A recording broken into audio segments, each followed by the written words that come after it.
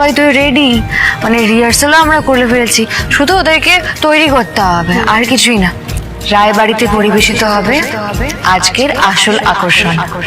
ঝুমকি জানালা দিয়ে উকি মেরে দেখতে যায়, তখন অভির নজরে পড়ে যায় ঝুমকি। তারপর অভি ছুটির উপর জোর করে অভিনয় করে আর বলে, তুমি তো জানো তোমাকে ছাড়া আমি থাকতে পারি না।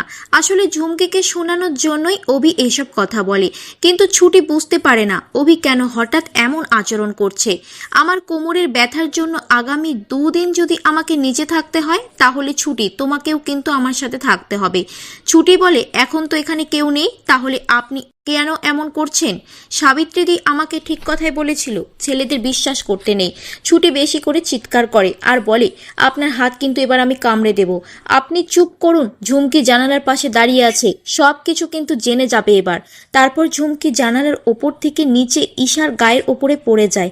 ঈশা রেগে যায় আর বলে, এটা কি করলে তুমি? কেউ এভাবে জানালা ধরে দাফাদাফি করে নাকি? অভি আর ছুটির জানালা দিয়ে দেখতে যায় ঝুমকিকে।